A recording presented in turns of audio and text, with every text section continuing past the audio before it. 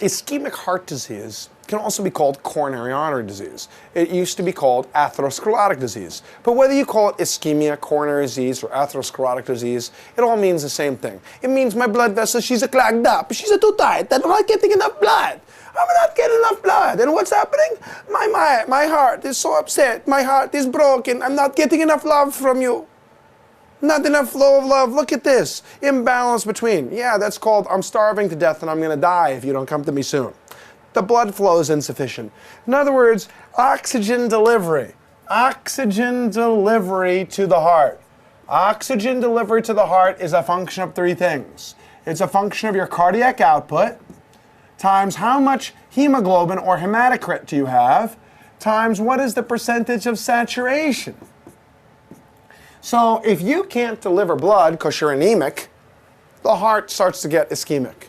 If you become hypoxic, the heart becomes ischemic. If you have no cardiac output, the heart becomes ischemic. The heart can't tell the difference between hypoxia, anemia, decreased cardiac output, or carbon monoxide poisoning. Carbon monoxide poisoning, you die of an infarction. Carbon monoxide, see here, imbalance between supply and demand, carbon monoxide poisoning. The hemoglobin's not giving it up to the tissue. The hemoglobin's not giving it up to the tissue. It's not releasing it to the tissue. So carbon monoxide poisoning causes an infarction. Now, the plaque ruptures. What happens here is that when you have a blood vessel, you have a blood vessel, and on the inside of the blood vessel, we got some endothelium. And what happens with the endothelium is that the endothelium starts to get all clogged up with some yucky, nasty, crappy, lipidy stuff. And the lipids get built up underneath there. And what ends up happening is that sometimes that plaque, boom, ruptures. And what happens is that platelets form on top of that ruptured plaque, and ding, ding, ding, ding, ding, ding, ding, ischemia. You rupture a plaque, it bursts, it sends out fibrin, it sends out von Willebrand's factor, it sends out signals like platelet, platelet, platelet, platelet, platelet, and the platelets attach, and it clogs up the blood vessels. So that's why the basic management at the beginning here is to give the person antiplatelet drugs, and then later on, platelet plaques get stabilized. Platelet plaques get stabilized by fibrin. Platelet plaques get stabilized by fibrin. Why don't we all become platelet statues? Because the platelet plaque gets cross-linked up and stabilized by fibrin. Now, fibrin is made out of fibrinogen, and fibrin itself would get chopped up. Fibrin itself would get chopped up. Fibrin would get chopped up by plasmin. If another factor called factor 13 comes and links up the fibrin, and factor 13 stabilizes that clot, preserves the clot, and after the clot has been stabilized by factor 13, plasmin won't chop it up. What's the other name of the factor 13 which stabilizes the clot? It's also known as clot stabilizing factor. Plasminogen. You see this thing, this ending? Ogen of genesis, of creation, of genesis, of creation. Fibrinogen creates fibrin. Plasminogen creates plasmin. Now, what is it that activates plasminogen into plasma? What in there in the bloodstream activates plasminogen? There's something in the tissue that activates plasminogen. What is it in the tissue that activates plasminogen? That would be tissue plasminogen activator. What is it in the tissue that activates plasminogen? Tissue plasminogen activator. But plasmin, this is why TPA only works on a fresh clot. It only works on a fresh clot and dissolves out fibrin Because after a while, fibrin gets cross-linked up and preserved by factor 13. Fibrin creates the clot. Plasmin destroys the clot. Factor 13 preserves the clot so the plasmin doesn't work. Clot creator, preserver, destroyer. Creator, preserver, destroyer. Where's my Hindus? Creator, preserver, destroyer. How interesting. Brahma, Vishnu, Shiva. Brahma, Vishnu, Shiva. Bahut acha, Sacham, Shivam, Asundaram. Wow. Look at that. Earth is crammed with heaven. Every tree is a burning bush. Those who see it will take their shoes off. All the rest can at least eat the blueberries. Earth is crammed with heaven. Every tree is a burning bush. Elizabeth Barrett Browning. There it is, a mandala inside you. The plaque ruptures. The platelets form. Give me an aspirin, baby. Give me an aspirin.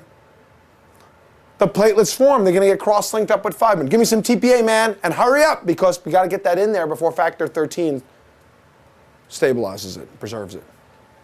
That's why you got to give TPA fast because it doesn't work on old clot. It doesn't work on old clot because old clot gets stabilized by factor 13. Now you know everything I know. You don't need me anymore. Now all my works are overthrown. What strength I have is most faint. Because now you know everything. Well, what is there to say about cardiology anymore? Look at that picture. That's disgusting. Look at that. I don't know. How would that looks tasty. How do you think that would look fried up with some onions, oregano, a little garlic? Ooh, I feel like having that on a roll right now. Taste it. Maybe stuffed with something there, little peppers in the center. Ooh, yum. Yeah. Kind of fatty, though. You know, it's a little fattier. But that is where the flavor is, though. Yes, it's a cross-section of my left ventricle, and this is an infarction. Yes, and in case you couldn't tell the white area, it was infarction. There's my nice circle. Okay, so blood cholesterol. If you have a person who's got coronary disease, the goal of an LDL is less than 100.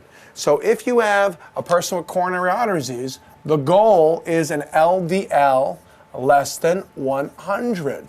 An LDL less than 100. Now, if you have coronary artery disease and diabetes, please, the goal is less than 70. However, if it's coronary disease alone, the goal is less than 100. Now, tobacco smoking, remember that the fastest way to add 3 to 4 years to someone's life is to get them to stop smoking. In the average, if you got everybody to stop smoking in the United States, we have 3,000 people a week who die of lung cancer and 6,000 who die of COPD. That's 9,000 per week, 450,000 a year. And if you have them stop smoking, that means that 450,000 people a year will not die of direct attributable effect to mortality to smoking. So the risks of smoking, those numbers don't even take into account its effect on cancer, other than lung cancer. So therefore, if you stop smoking, the risk is decreased in 2 years after cessation. It doesn't go all the way down to normal, but almost there. Now, the other risk factors, hypertension.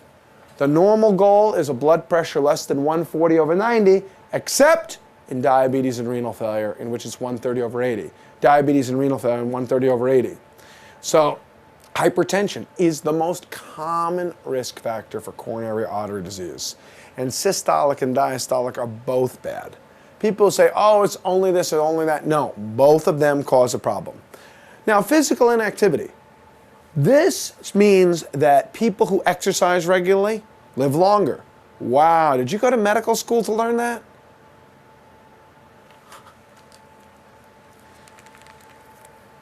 Hey, Mom, guess what I learned today?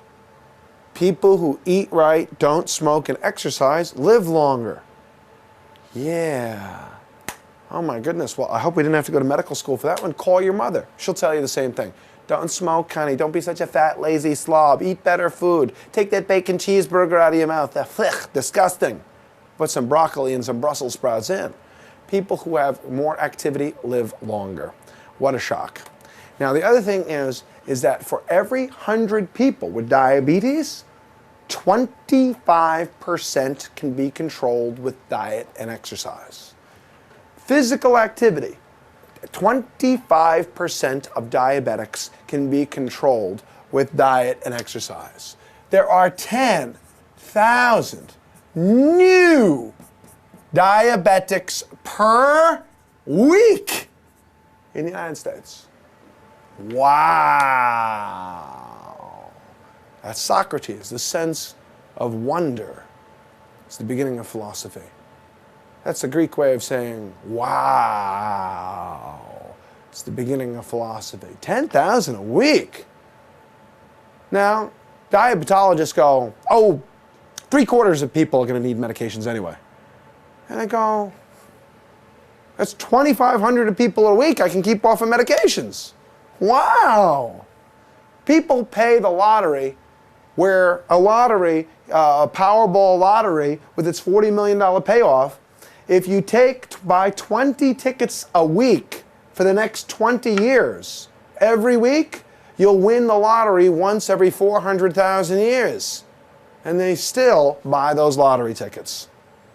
So therefore, this is a lottery where for every 4 tickets you win. And what do you win? Your life. Wow. 25% can be kept off medications with diet and exercise. 25% can be kept off diet and diet and exercise can keep you off of medications. Now, exercise is most likely to improve what? Exercise is most likely to improve which of the following? Which of the following is most likely to be improved by exercise? A 65-year-old sedentary obese man begins an exercise and weight loss program. Which of the following is most likely to be improved? Triglycerides, HDL, LDL, total cholesterol. HDL. The one that goes up the greatest in response to exercise, HDL. 65-year-old man who's a smoker stops smoking. Which of the following is most likely to improve? HDL. Lifestyle has its greatest effect upon HDL. HDL. All right, what else can we do? Obesity. In general, most of the effect of obesity, 10 to 20 pounds is huge. That's 5 to 10 kilograms.